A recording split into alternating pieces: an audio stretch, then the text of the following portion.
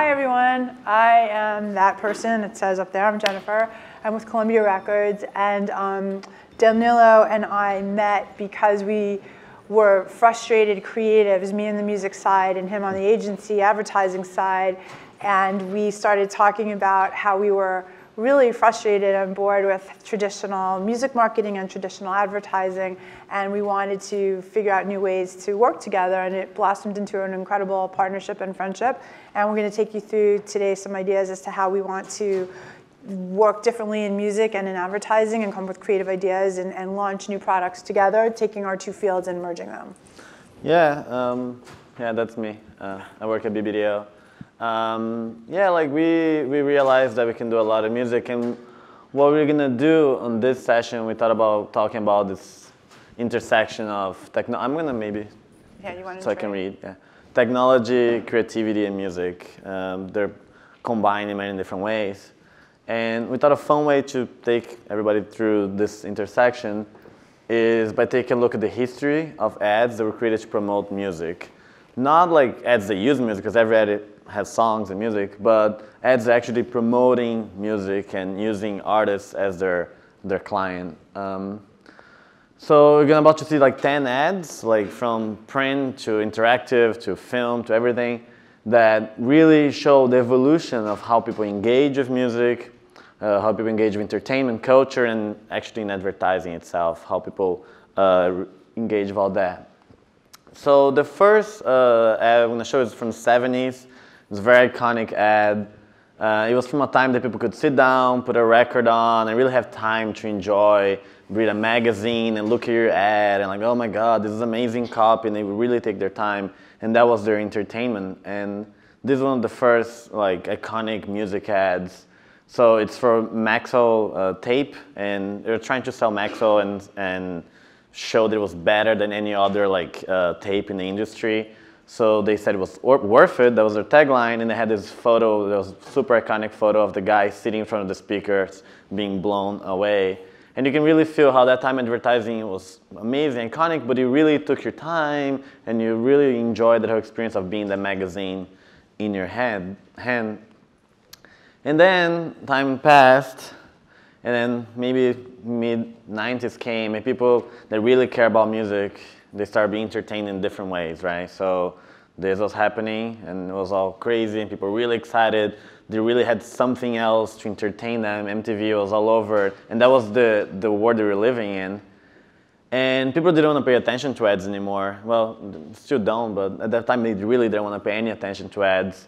No one wants to read an ad, no one engage with anything. They just had all these things happening around them. So the next thing that people did to sell music was trying to go very simple, and obviously not mine, but amazing ad from Lee Clow and Chad. Everybody knows this. The iPod ad. Super simple, colorful. Yes, I got it. Music, I will be into that. I don't have to read and take my time. So you start realizing how the industry is changing, and you have to be a little bit iconic and easy. You don't have more time. But then things kept going, and technology evolved. People are not sitting down listening to their vinyls anymore, of course. People are downloading music to their iPods, and life was pretty great. Everybody was happy, listening to their music. Everyone was happy except the music industry, because we were losing money, as everyone knows, and it was really the decline of the music industry when Napster came along. I think you can go to the next and show our displeasure with Napster. But we're going to take you through a couple more, but not to kind of get ahead of ourselves. I just wanted to point out that, I don't know if everyone in the room knows this, but finally, 20 years later, the music industry is now actually making money because of streaming, and we're actually, those sad old days of Napster are behind us, and we are not only breaking even, but we're actually making money because of the ability to be able to stream. So keep on streaming. Continue. And it's cool because like you can see how all this technology like changes will get people scared, and they're like, oh no way, we cannot let that happen. But if everybody adapts, you're gonna get to something that will be fruitful in the end. But at the time, the music industry was pretty freaking out, and they were basically just making ads to tell people stop stealing our music. That's what they didn't want it to happen. So then there was this very famous Chiat Paris ad from 2006, I would say. That one is Joe Cooker's vocal cords, and nothing great comes easy. Please stop music piracy right now. So EMI was coming out of their way to tell people, musicians work so hard, they do so much, it's such a difficult craft, and so don't steal it, just pay for it. They had that one, Keith Richards' fingers like on fire, how hard it was to create all those tunes, so you shouldn't be stealing it. So that's how technology was influencing the way ads are being made, even changing the message. So that's the third one, and then we kept evolving with time. So internet was getting bigger and cooler, people were just really, really entertained. That was like a time that people were just on the internet all the time and just always excited about. And then advertising people kind of figure out like, what if we do ads that people actually want to look at? Because they're fun to look at. So we're realizing that you have to create things that are entertaining for people. What can we do for ads that actually would do that? So this ad came out around that time, which I love and I know everybody knows, but it's super classic Virgin ad, and it talks about exercising your music muscle. This ad has hundreds and hundreds of band names, like photographed that you can realize there. So if you look, is that a pointer thing? Oh yeah, the Rolling Stones are there, Deep Purple, Smashing Pumpkins, Matchbox 20, 9 Inch Nails, I guess Cake, yeah. Guns N' Roses, Pet Shop Boys, and Led Zeppelin. There's so many, it's so much fun. So it was, the first time they were like, oh my God, we can make an ad to talk about music, but you really have to entertain people. And there was also a website, so you can go in deep and like explore all these things. And is it Twisted Sisters maybe? Or Scissor Sisters? Sister. Yeah. Scissor Sisters. Scissor Sisters, yeah. I don't know what that is, but someone's gonna know. Iron Maiden, I guess. What else? Anyone else know? What? Yeah. And then what? There's Whitesnake, I guess. Brothers. Blues Brothers, yeah. Yeah. So anyway, so it was exciting. People were like, oh my God, we can make ads that people are really gonna spend time with. That's turning ads into entertainment. That was, I think, was a big breakthrough moment. And it was a mix of print, poster, and also a website. And then there was another time in the industry that people are like, no, people are on their computers and also watching TV. And they're also listening to the radio. And they're also walking in the streets and looking at stuff. People are all over the place. You have to make things integrated. And it was annoying because you had to make every work you did, work in every little piece of communication, which now every time works. So that's an ad that I did back in BBDO Brazil, and with a bunch of amazing people. And it was for Billboard magazine. And what we did was like, we would get famous artists, and the same idea that you have to go through and explore more, we got show Marilyn Manson, but show that he was actually made out of all his influences. He's made of Kiss, Ozzy Osbourne, The Cure, and maybe Cher. So music, see what it's made of. So if you really look closely, you can see like Kiss here and Cher and Ozzy Osbourne, all the things that influenced Marilyn Manson to become who he is. Or Amy Winehouse, she was Sarah Vaughan, Marvin Gaye, Billie Holiday, and Sid Vicious. And Bono was Bob Dylan, David Bowie, Lou Reed, and Mother Teresa. So, but then we were doing the sprint, we're like, no, we have to make things integrated. So then we made this thing go in every media we could. And Billboard magazine case. Magazines are made of dots. Artists are made of influences.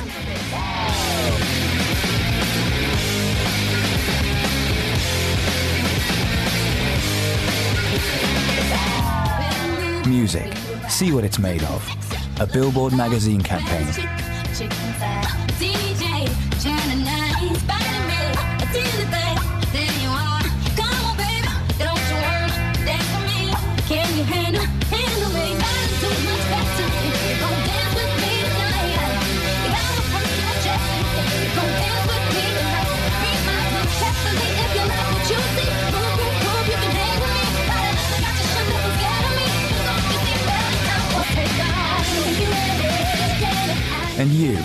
What are you made of?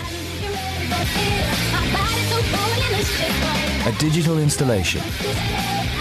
People choose their favorite stars and get instant results. Their image composed of their favorite stars in real time.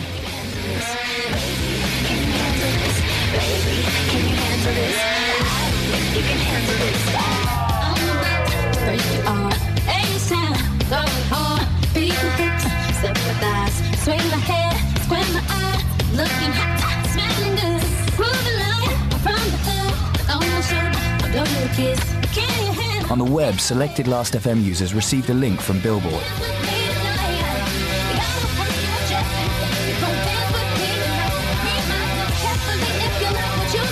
One click and they saw a Billboard magazine with their photo on the cover. This photo was composed of the user's top 4 artists on their Last.fm radio, just like the print campaign. And those who subscribed received a poster with their photo.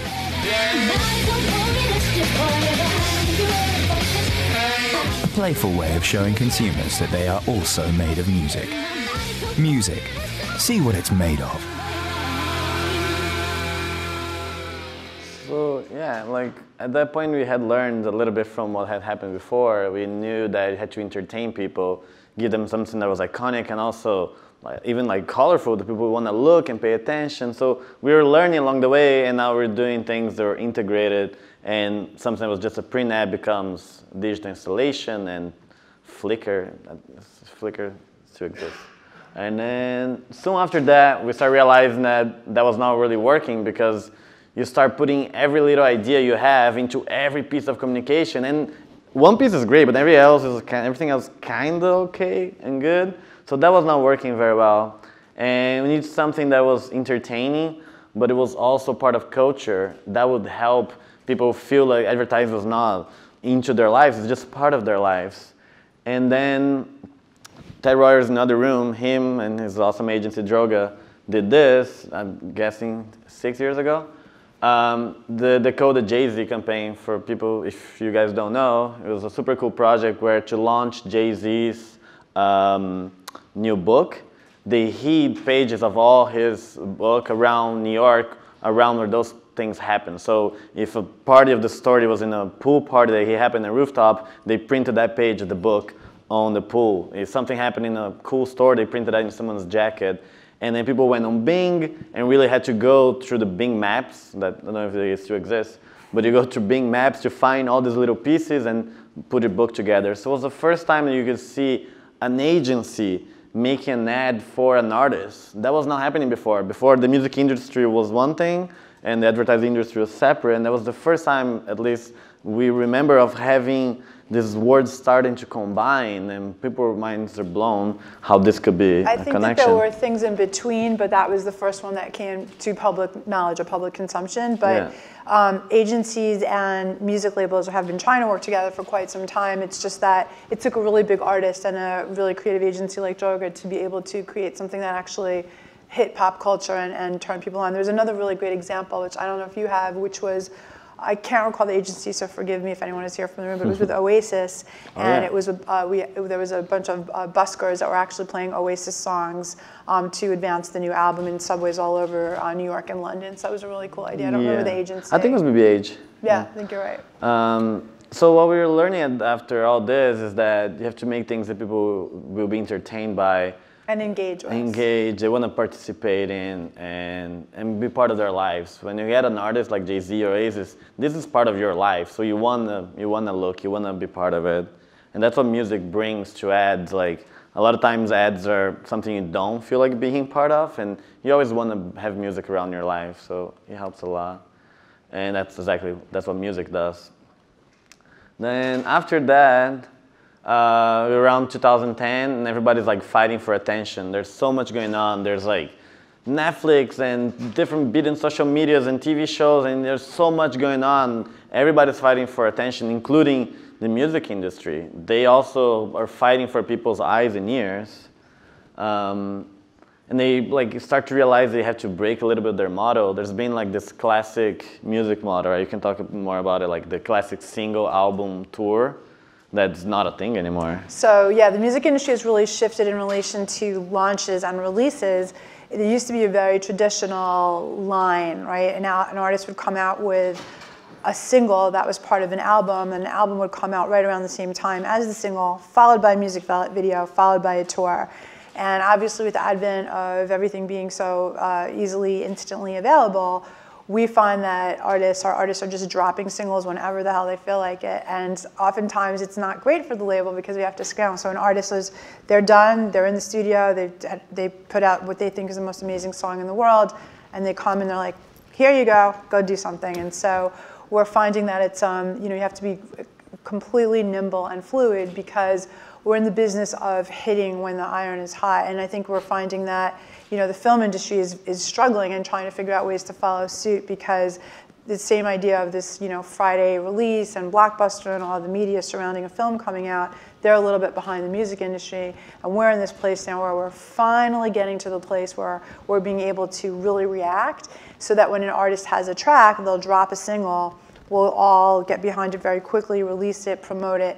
Video will come. Something that I'm always talking about, I think you've heard me talk about this before, is the fact that we put out a lot of pseudo or lyric videos which sort of take the place for a real frontline video, which becomes a production, right? When you do a real production with a video, that takes weeks and days and approvals and edits, etc. So to bridge that gap, what we do is we'll drop a single, we'll do a pseudo video or a lyric video, which could just be their stock. It's a great opportunity for everybody in the room. I've been preaching this for a long time. Sometimes it's just stock video, stock photography, and it could be the bed to a Chainsmokers video, which has been seen literally 2 billion times. So anyway, there's a real stopgap in between putting out these pieces of content, which are about the single. Another single will follow, another single will follow. Sometimes there'll be an album, and sometimes there'll be no album. I think we've seen with Drake, his latest release is really a playlist. It's not necessarily an album. So that's the shift that's happening in music. Yeah, and I think because it's changing like that, all the artists starting to innovate as well. They have to come up with a way to talk about their work in different ways.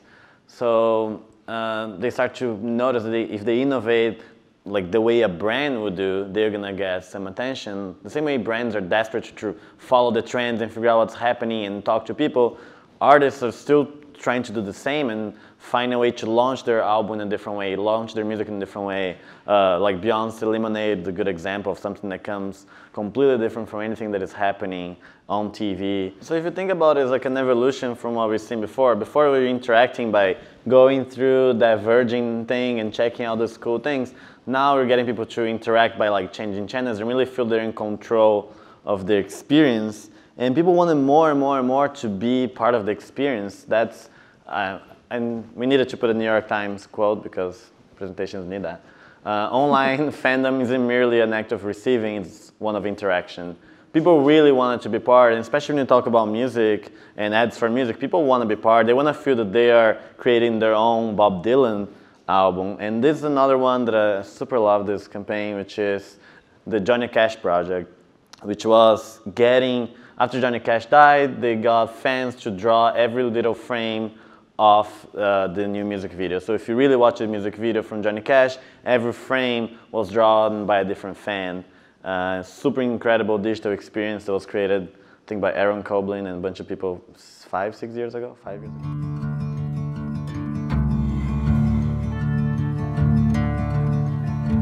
I was first shown the Johnny Cash project through my mom. She knew I loved Johnny, and she knew I loved drawing. So when I checked out the website, I was completely blown away. I got to see people's artwork flashing before my eyes, just different images, but always following this cohesive video storyline. The whole video was full of hauntingly beautiful imagery and symbolism that worked absolutely perfectly with Johnny's song. The frames were somewhat randomly distributed, and you had a limited choice of tools and textures. So really your main focus was just in what you wanted to say. It was like this organic thing that was always changing because people would be submitting and you could see hundreds of variations of the same video. What better way to pay tribute to the man than to make something for one of his songs? I felt really sad when he died, and I just thought it would be wonderful. It would be really nice to contribute something to his memory. It really allows this last recording of his to be a living, breathing memorial. I am honored to have inadvertently made a contribution to something so magical. For all of the frames to be drawn by fans, each individual frame, it's got a very powerful feeling to it. It's just amazing to see so many Johnny Cash fans collaborate. Anyway, you guys should go home and watch the Johnny Cash project, the whole film. It's pretty incredible to see every little frame and how people really influence the story. And then, oh, maybe not again. Technology kept evolving, of course, and make people even more spoiled. We got to a point that people, like, everybody wants to have everything all the time. People are so needy and spoiled. They need every Beatles song in their pocket, like right now. I cannot download them. I have to look at them right now. Even if I'm never gonna listen to a Beatles song for the whole year, I'm gonna have them all ready to go at all the time. So it was a moment that people really needed things immediately. And that's a little bit where Russ came in, and the first project me and Jennifer did together was to talk about Russ and promote him. So it all started because, again, like Danielle and I come from this place of passion where we really want to do something differently and merge our two industries, and we wanted to be able to figure out new ways of working with talent, working with media, and releasing music at the same time. So at Columbia, we've got every artist from Bob Dylan to Beyonce to a whole bunch of incredible developing artists. Russ, has anyone heard of Russ in this room? One person, 3 people. So check him out, you'll see him in a minute. But Russ is a really exciting new hip hop artist that we signed. Before even signing to Columbia, he had amassed about 500 songs on SoundCloud. Yeah. And the way that he got started was he would put out a song a week. Every week there'd be a new song that he would put out.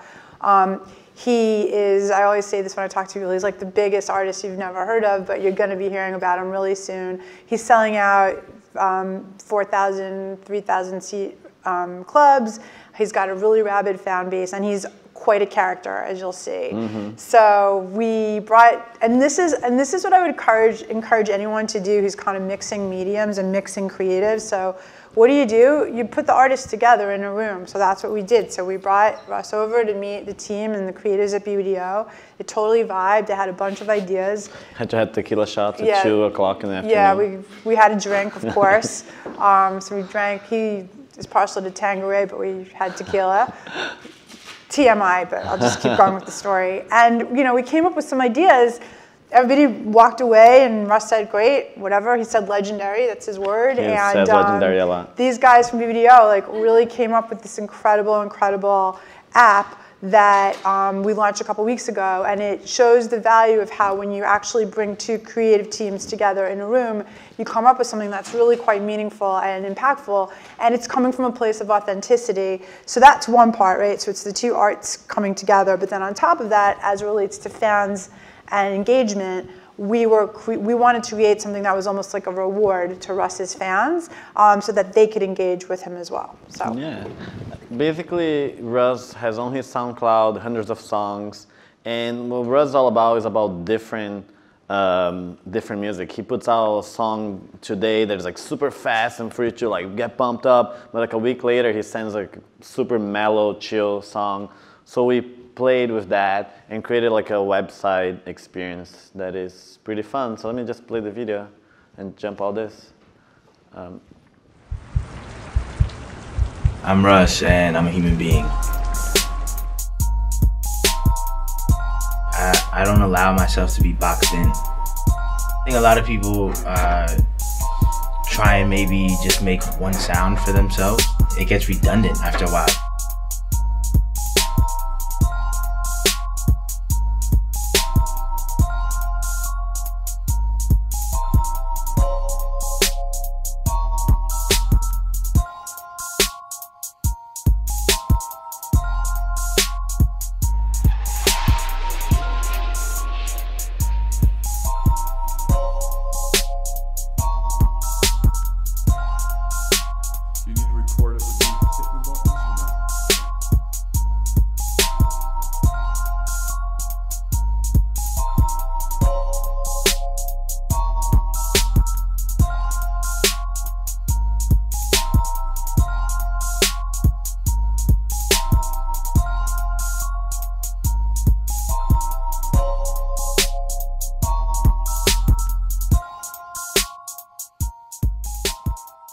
Baby, fall in love. Baby, fall in love. Young God when I ride up. Not too many that can fuck with me. In between high, in between drunk.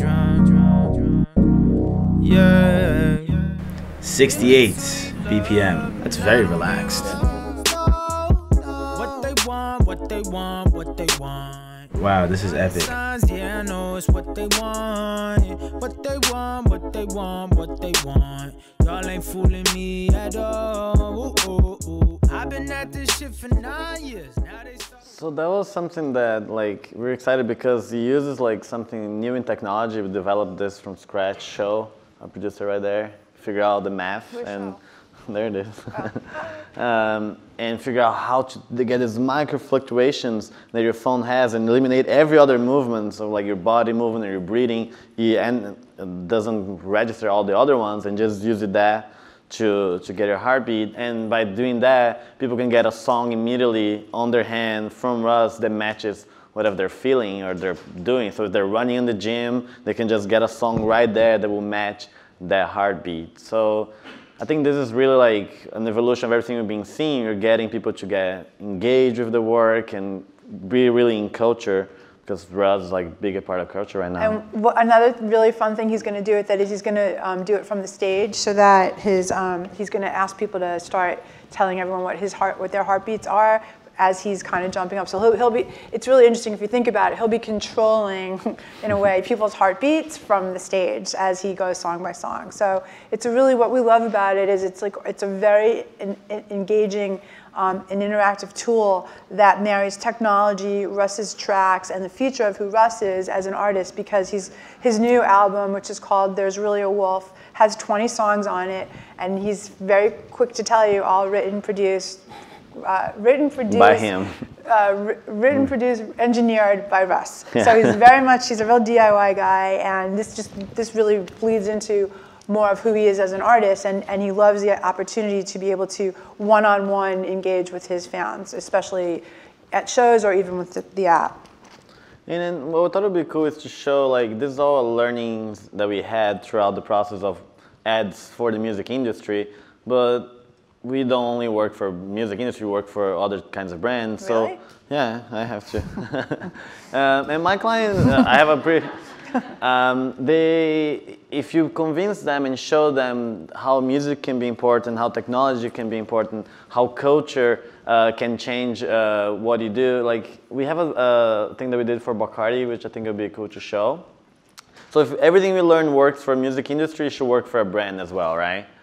So in a way, what you have to do to really, really intersect music, technology, and creativity is to make sure things are part of culture. Even if you think, like, the thing I'm going to show is about Insta Story. That was part of culture. That's what's happening right now. Everybody's using that, so let's tap on that. Get people interested in participating. Do something fun, entertaining, so people will want to be part of it. And that's even more special for brands, because everybody wants to engage with Russ or with Jay-Z or Oasis, but when you have a brand that people naturally don't want to engage with, you have to really tap into their behavior and really don't fight, but like embrace the behavior. So we did this one thing for Bacardi that really combines the world of music, the world of entertainment, something that's happening in culture right now, technology, and a brand. So it's this.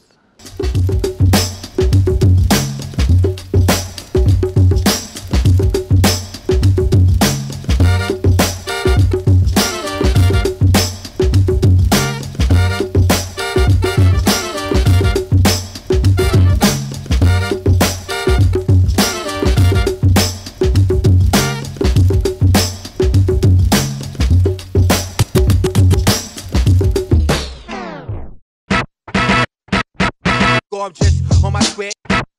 Gorgeous on my sweat. Hands up, everybody, on. I love the feeling that you're giving me. Done.